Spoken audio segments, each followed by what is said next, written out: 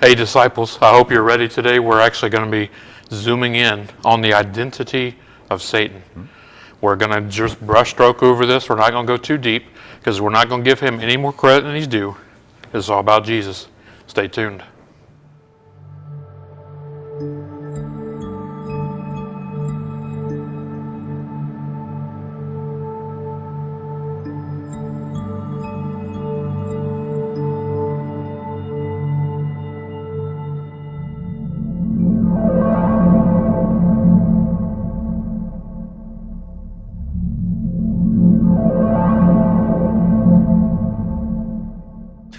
Welcome back. Hey, another video in this series of spiritual warfare.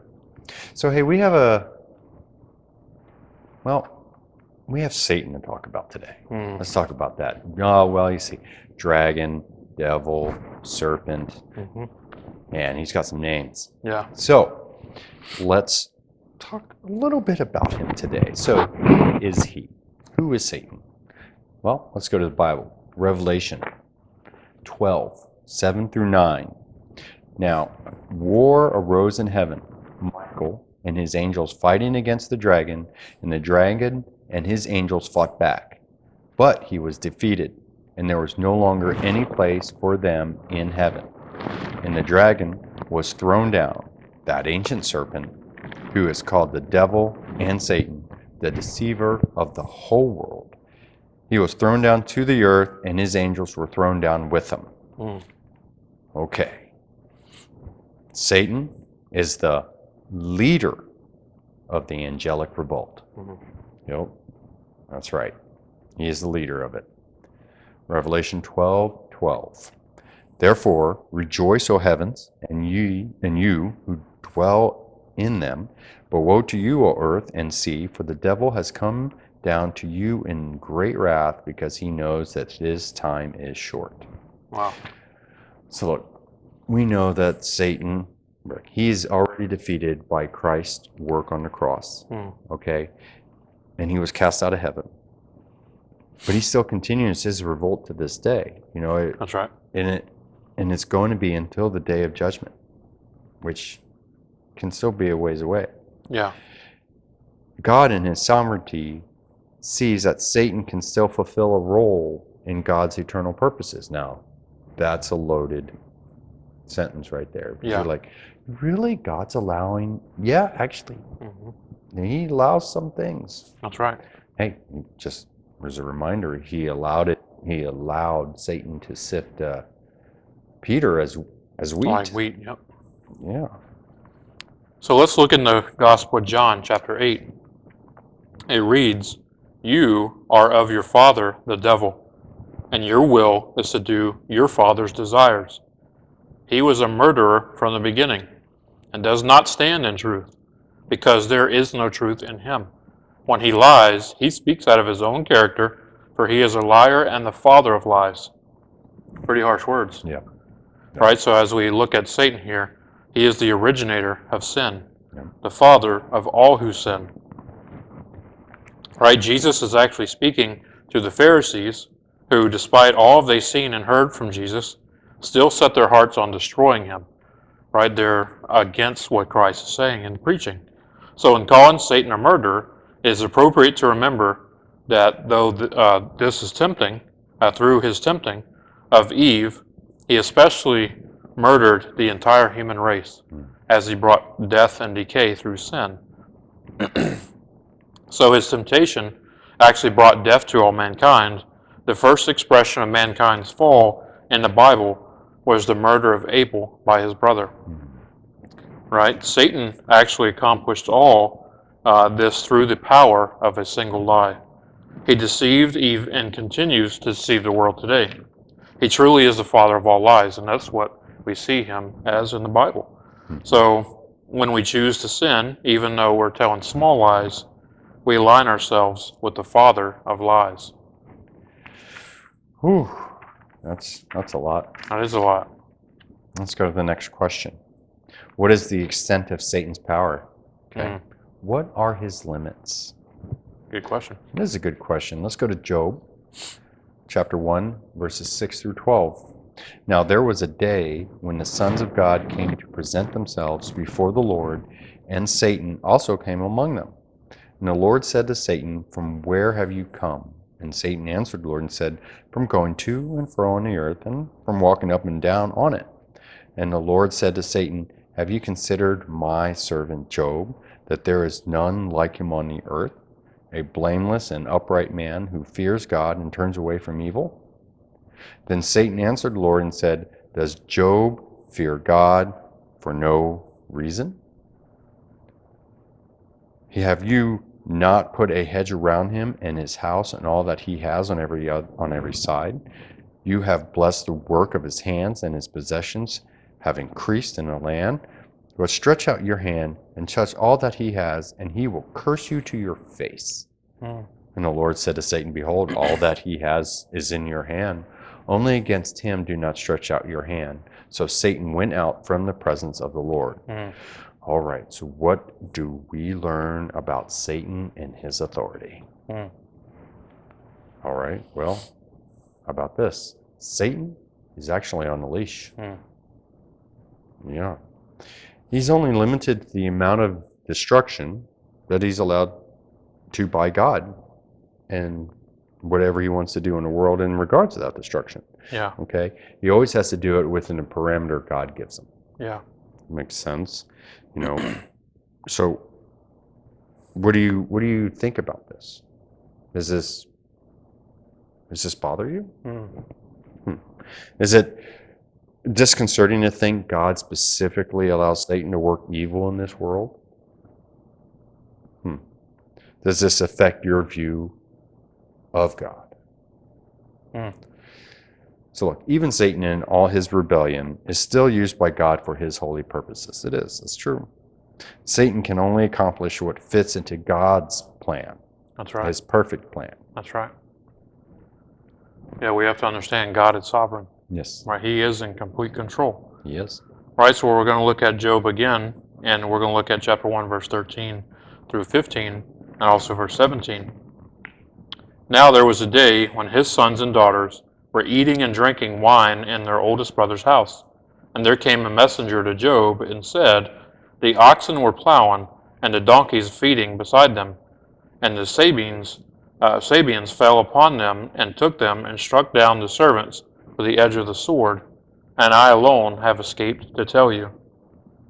While he was yet speaking, there came another and said, "The Chaldeans formed 3 groups, and made a raid on the camels, and took them and struck down the servants with the edge of the sword, and I alone have escaped to tell you." So when we see this in Job again, we see that Satan has the ability to influence ungodly people for evil. Right? We see that with the Sabeans and the Chaldeans. I'm sorry. Right? So Satan can use ungodly people to force his will Right. through them. And in this terms, it was the Sabians and the Chaldeans. Chaldeans, yeah. All right, next one. Let's go back to Job, chapter 1, verse 16, and then we're going to jump to 18 through 19. While he was yet speaking, there came another and said, "The fire of God fell from heaven and burned up the sheep and the servants and consumed them, and I alone have escaped to tell you." And then in verse 18, while he was yet speaking, there came another and said, "Your sons and daughters were eating and drinking wine in their oldest brother's house, and behold, a great wind came across the wilderness and struck the 4 corners of the house, and it fell upon the young people, and they are dead. I alone have escaped to tell you." Hmm. Okay, well, this seems a little bit of disconcerting to some. Satan has the ability to control weather. Mm-hmm. Or, how about this? Control nature. Yeah. Weather, nature. That's pretty crazy. Is that crazy for you to think that? Right? It also leads to thinking of when Jesus was on the boat with the storm. Yeah. Who caused the storm? Yep. That's a good question. Let's go to our next one, Job. Chapter 2 this time, verse 7. So Satan went out from the presence of the Lord and struck Job with loathsome sores from the sole of his foot to the crown of his head. So, hey, How about this? Satan has the ability to cause physical illness. Oh, that's a loaded sentence right there. Yeah. We won't go too far into that. But he does have the ability to control it, physical illness, as we can see in Job. Yeah. So again, when we look at Satan here, what do you think is Satan's overall objective? What do you think is his purpose here? Right, so think about that as we look at Matthew chapter 4, verse 8 and 9. It says, again, the devil took him to a very high mountain and showed him all of the kingdoms of the world and their glory. And he said to him, all these things I will give you if you will fall down and worship me. Now this is actually Satan speaking to Christ, right, as he's tempting him in the wilderness, as he is fasting. So we know how that can play a factor, but we know Jesus overcame. Right, but if we look at this here, we see that Satan wants to be God. Right, so Satan wants to be worshipped and followed. Right, we talked about in the last video that only God demands and receives praise.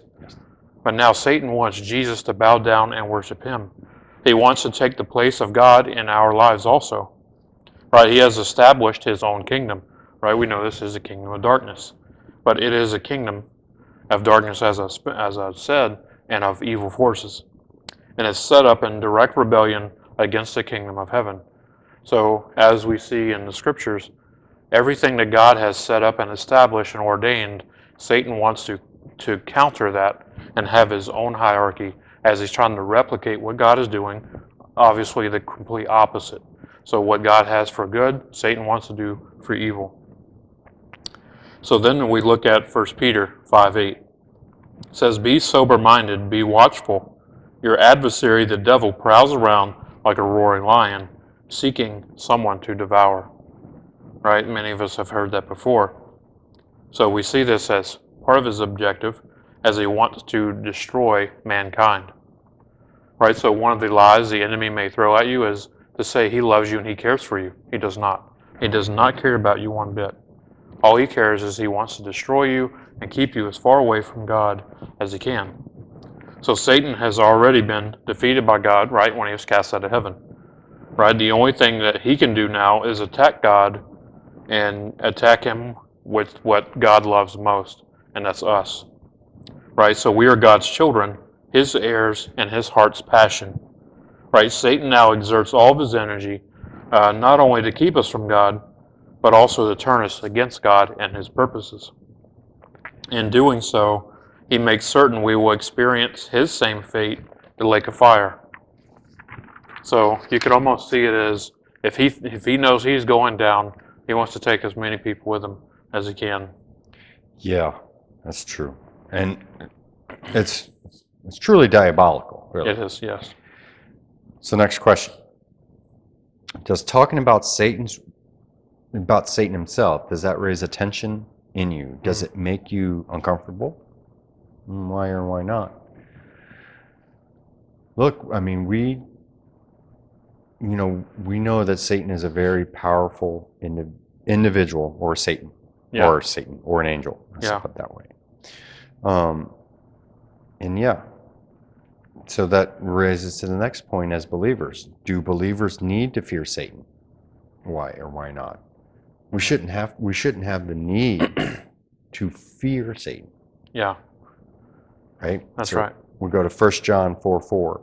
Little children, you are from God and have overcome them, for he who is in you is greater than he who is in the world. 1 John 5:18. We know that everyone who has been born of God does not keep on sinning, but he who is born of God protects him, and the evil one does not touch him. Okay. I like those. That's very good verses. Look, we do not need to be afraid, No. right? Because the one who is in us, Jesus, right, is greater than the one in the world, Satan, right? Because Satan is the god of this world. Yep. At this moment in time. Yep. Okay. Jesus is in control of all of it, though. And he keeps Satan on a leash. And he limits what Satan can do, and he's also our ultimate protector. That's right. That's true. It's absolutely true. So, I mean, I know this is a very big topic that we're talking about. Man, it's good to know that if we under Christ's blood, then we have him as a protector. That's right. Yep. So now we want to look at Jude, chapter 1, verse 8 and 9. It says, in the very same way, these dreamers pollute their own bodies, reject authority, and slander celestial beings. But even the archangel Michael, when he was disputing with the devil about the body of Moses, did not dare to bring a slanderous accusation against him, but said, the Lord rebuke you. So just looking at that passage here, what does that passage indicate should be our attitude toward the angelic realm? Right? So think about that for a second. So we may not need to fear Satan, but we are still to respect the position as being a spiritual being, right? That at the entire, including the entire angelic realm, right? Though evil spirits were cast out of heaven, they are still God's creation. They are powerful.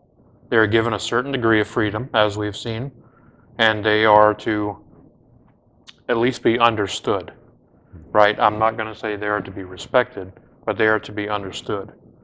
As they come under God's authority, and we need to be careful how we deal with them and speak about them, right? And that's when you'll see in a couple more videos, we'll talk about things of like not dabbling in the spiritual realm and calling upon evil spirits. That's not good. God does not want us doing that. But we can worship and praise Him. Mm-hmm.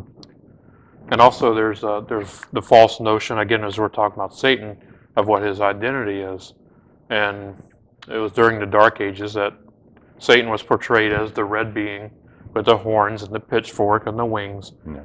They're literally using that as a scare tactic to drive people into the church to bring more money in the Catholic Church back then, right? But Scripture gives us more descriptions of what Satan actually looks like, as he was created as one of the most beautiful beings. Yes.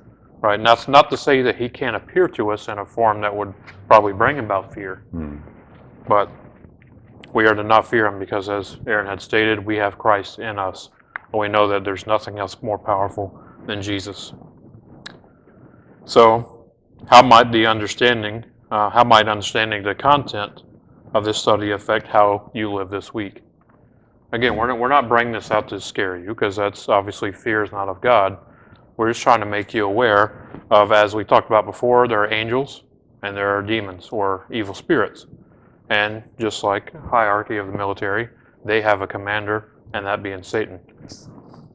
So, if you want resolution to the story of Job, as we've talked a lot about Job today, you can read chapters 38 through 42, and it'll bring you to a close. Beautiful chapters. Yes. So just to bring this out, we'll have some on the screen just for you to take a look at. This is some miscellaneous information for your own personal interest on some other descriptors of Satan. And also you can see how Satan has set up his own counterfeit kingdom. Because like we said, as God set up his kingdom and Christ is currently setting up his kingdom, Satan is trying to counterfeit everything that God had planned. Sure. He's trying to deceive people into thinking this is what is supposed to be true and not this. So please be careful and be prayed up. And we will continue to pray for you in that area as well. Any last questions? Or no, I mean, concerns? it's hey, look, Satan is real. Yes. And he's strong. Just look at the world today. Yes. It's enough said from a Christian point of view. And I would also say that we also have to limit Satan's abilities. I know we talked about a few here. You know, he is not omniscient. No. He's not omnipotent. Right? He doesn't know all things. He's not all powerful. And as a created being, he can only be at one place at one time. He can't be all everywhere like God can. Right? So we know he is somewhere in the earth. And we just have to be aware that he exists. Yes. So again, we're going to talk about in a couple videos coming up, where we'll be looking at how we are to armor up and how we are to defend ourselves from his attacks. Yes. Because yes, they are real. So again, thank you for joining us in this video. I hope you learned something here. And again, we ask you don't go too deep down this road of seeking out who Satan is, because sometimes it's hard to pull yourself out. Yes. But we do have to understand we have a real enemy out there, and he is fighting against you. So be prayed up, and we love you, and we'll see you next time. God bless you. Thank you.